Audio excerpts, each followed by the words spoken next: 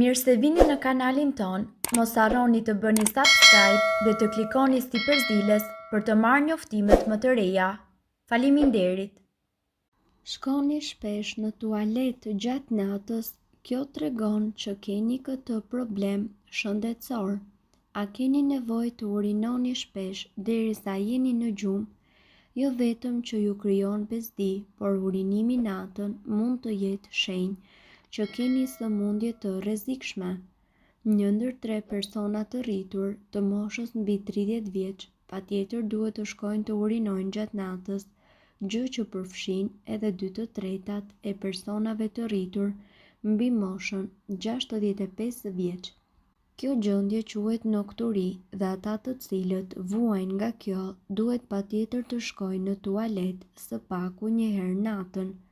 Ndërprerja e gjumit mund të jetë shkaktuar me rrezikun e shtuar nga diabeti, sistem i dobësuar i imunitetit, sëmundja e zemrës, madje dhe disa forma të sëmundjeve të këqija.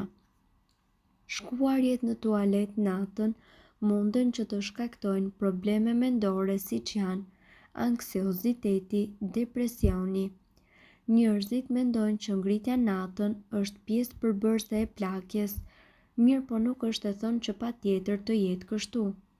Gjumi i keq mundet ju shkatërrojë shëndetin, andaj njerëzit të cilët e kanë këtë problem duhet që të shkojnë tek mjeku dhe të bisedojnë me të. Është mirë që kjo gjendje të shërohet, ndaj nuk duhet patjetër të vuani në vetmi. Poliuria është urinimi i më shumë se 2.5 litra në ditë. Kjo mund të ndodhë nëse pini shumë lëngje apo mund të jetë simptom e diçkaje më serioze, siç është për shembull diabeti. Poliuria gjithashtu mund të jetë edhe shenjë e infeksionit të fshikëzës, gurëve në veshka dhe prostatës të zmadhuar tek meshkujt. Mirë po si shërohet nokturia?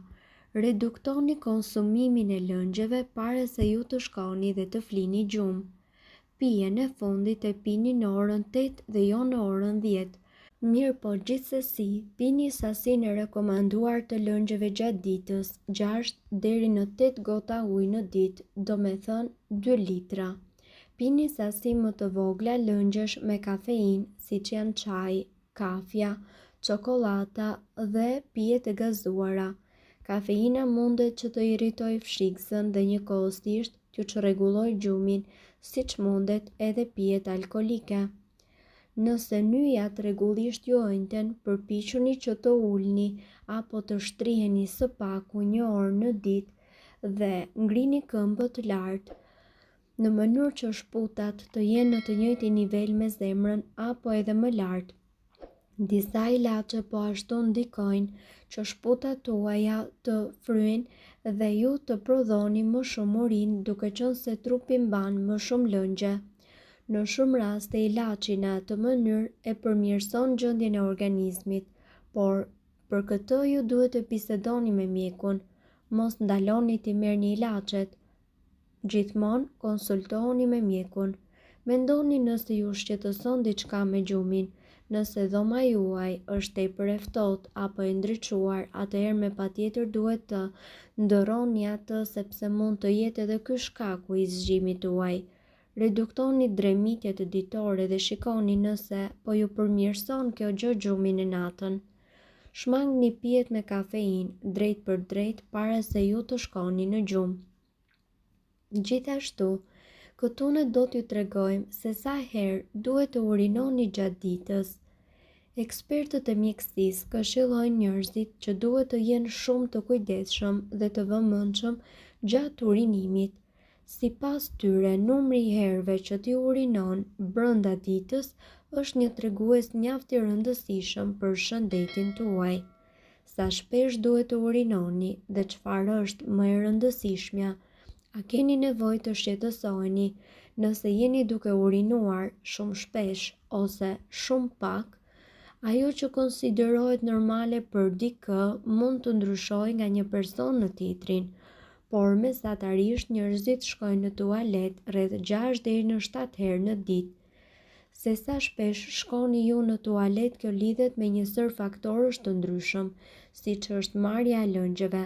Mesatarisht ne duhet që të konsumojmë deri në 6 gota ujë, sa madhësia e fshikëzës. Për shembull, në qoftë se ju keni një fshikës më të vogël, ju duhet të urinoni më shpesh se sa dikush me një fshikës më të madhe. Çështja qëndron edhe sa shumë kafeinë merrni. Kafeina është diuretike, që do të thotë që ju bën të urinoni më shpesh. Pirja e duhanit gjithashtu është një nga faktorët, pasi ai mund të irritojë fshikësën. Lëngjet me përbërje të madhe të sheqerit, si edhe konsumi i madh i kripës, mund t'ju bëjë që të urinoni më shpesh, thonë ekspertët. E kundërta mund të ndodhë kur të rritet niveli i aktivitetit dhe ju djersiteni më shumë.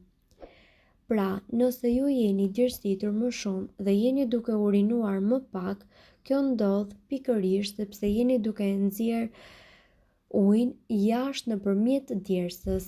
A duhet të shqetësoheni nëse urinoni shpesh? Nëse ndodh që të shkoni më shpesh në tualet se zakonisht dhe keni dhimbje ose djegje kur urinoni, mund të keni infeksione të fshikëzës, siç është infeksioni i traktit urinar, i cili është mjaft i zakonshëm tek gratë e reja. Duhet patjetër të vizitoni doktorin dhe të keni nevojë për antibiotik për të trajtuar problemin.